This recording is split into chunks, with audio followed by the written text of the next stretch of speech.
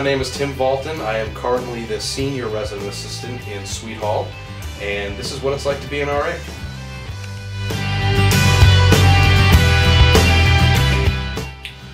So 4 years ago, I had to apply to be an RA. The first part of being an RA is going through something called group process. Basically, this is held every year, beginning in probably about February or March, and all the RA applicants have to go to this. It's a required thing. It usually happens on a Saturday or Sunday. And pretty much what the RA applicants do for the pro staff there is they have to showcase their abilities that they think are good to be an RA. So this includes anything from showcasing kind of community development ideas or policy and procedure, and most importantly, the ability to work as a team. Because as an RA, that's the most important thing, is being able to work as a team with your staff. In terms of what I do for group process, I'm a senior RA. So what I have to do is I'm responsible for coming up with various activities that these applicants have to go through. Basically, this ranges anywhere from making a song about an RA to actually getting to know how they manage their time and stuff like that, because that's a really important part of being an RA. But the first step to being an RA, group process, and it's pretty fun.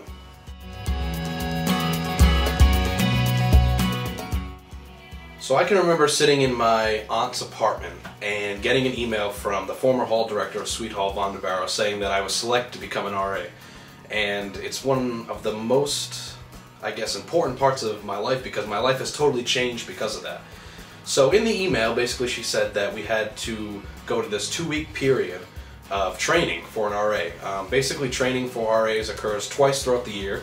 Once during the August month, so that's a 2-week full training, and then again as a refresher course throughout January.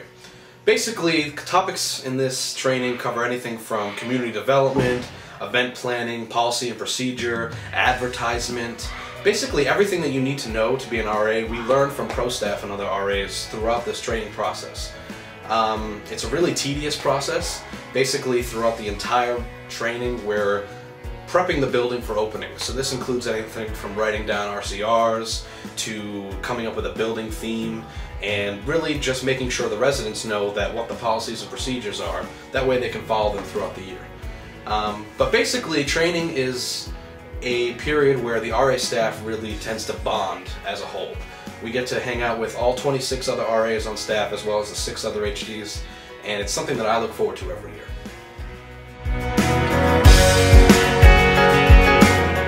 Move-in day is one of the best times to be an RA, because it's when the life comes back onto the campus from the summer months. As an RA now for 4 years, I can say with certainty that RA day, the move-in day, is probably the most hectic day to be an RA. Basically, we're checking in residents that can range anywhere between ages 17 through 24, so there's a lot of diversity among these residents. Basically, within the period of 2 days, we have 1,100 students move back in on campus. And it's our job as the RAs to make sure everything goes as smoothly as possible. So pretty much what happens is that at the front desk area, residents can come check in and say, hey, listen, I'd like to move into my room, I need my keys. And then it's our responsibility to welcome them to the campus and then bring them up to the room to show them for the first time.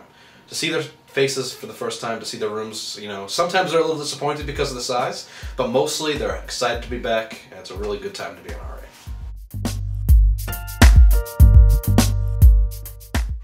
Event planning is a real important part of community development within the residence halls.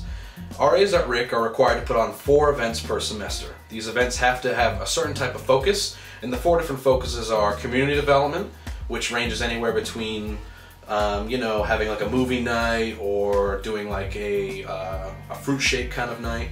Personal development, so things that residents can learn stuff from, so like a sex bingo kind of thing.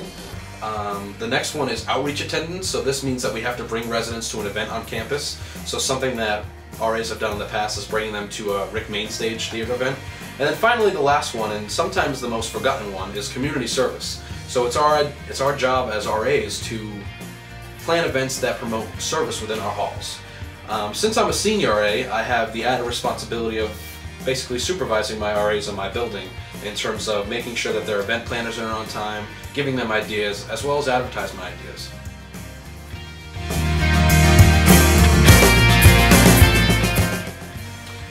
So as RAs, we're actually required to have secondary assignments in terms of our RA responsibility and in the job description. So in addition to being an RA and in addition to being on call once a week, we have various different activities that we need to do. There are 7 different ones that regular RAs can do. The first one is a committee called STAR, which stands for Selection, Training, and Recruitment. Pretty much what that committee is responsible for is basically everything that the title implies. So making sure that new RAs have applications, dispersing applications throughout the halls, as well as choosing a training theme. The next one is Hall Council Supervisor.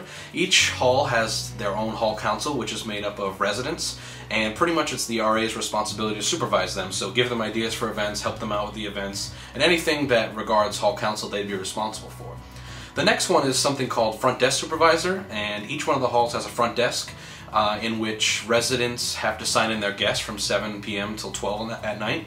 And the RA that's in charge of the front desk would be in charge of making the schedule for the entire semester, hiring all the front desk workers, which are residents, as well as handing in time cards to the office supervisor down in the Res Life office.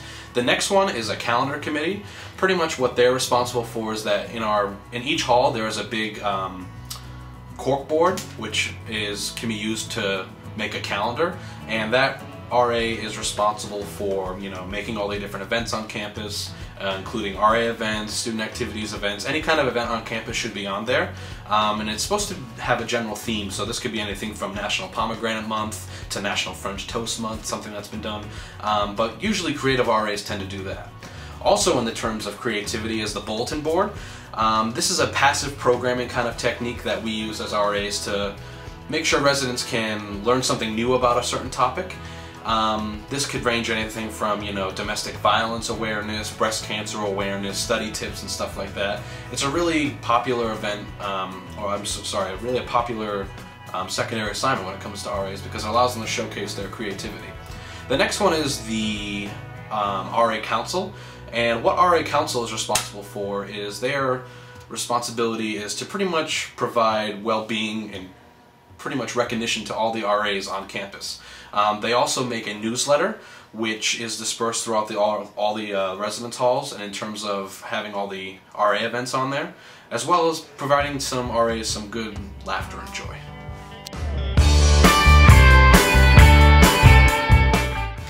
So each RA is usually on call anywhere between 1 to 3 nights a week.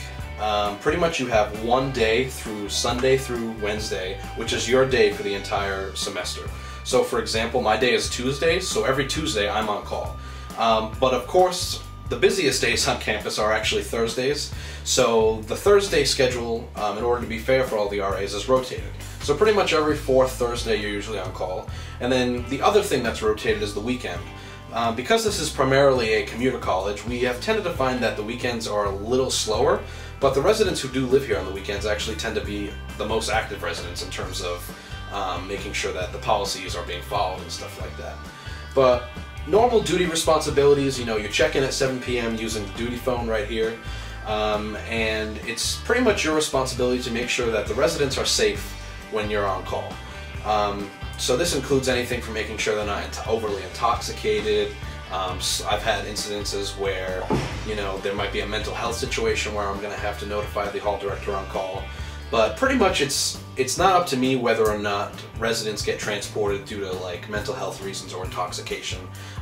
It's really just to make sure that, they're safe. And in order to do that, if I feel like a resident is having a difficult time or something like that, I tend to talk to them first. But if I have found that through talking to them that they're overly intoxicated or they need more additional professional support and help, I'll contact the hall director on call, and they have come here.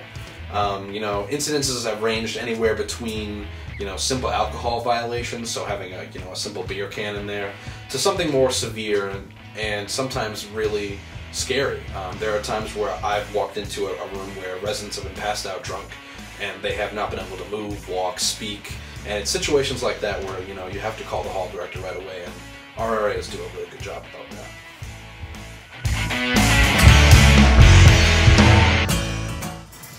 So when I'm on duty, pretty much all I do is that I walk the hallway right here. So if you look right down here, pretty much on this floor there are about 55 different residents. In each room, it's usually doubles and stuff like that. Normally, all I do really is I just walk the hallways, make sure there's not a lot of loudness coming out of any of the rooms. And if they are loud, pretty much what I do is I knock on the door, say, RA, they open the door, and they're pretty much respectful on this floor.